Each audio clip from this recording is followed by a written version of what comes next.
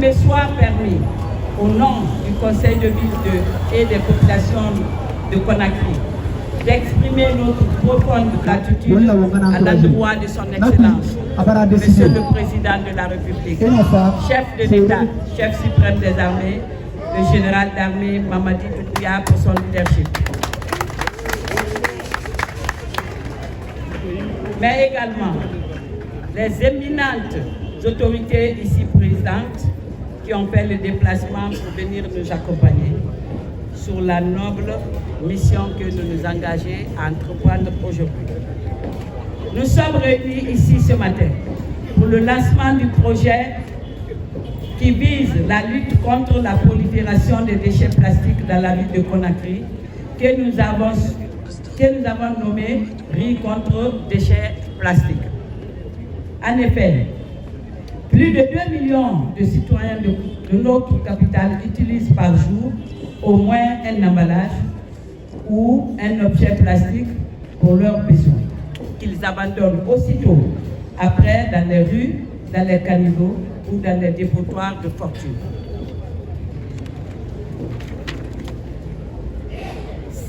Que ces déchets plastiques soient ramassés ou non, cela ne change pas le problème parce que les déchets plastiques ont une vie dure. Ils ne sont pas dégradables. Ils ne sont pas biodégradables. Or, une fois détruit, le capital naturel est irremplaçable. Il n'existe pas, à cet égard, aucune alternative crédible, durable. C'est dans ce souci de préserver notre environnement que les autorités de la collectivité urbaine de Conakry, sous l'autorité du ministère de l'administration du territoire et de la décentralisation, ont décidé la mise en place d'un mécanisme incitatif de mobilisation et d'engagement des populations pour éradiquer ce fléau. La finalité du projet est, à court, moyen et long terme, de mettre fin à la pollution virale pour l'environnement dans lequel nous et nos générations futures sont appelés à vivre. Vous avez compris.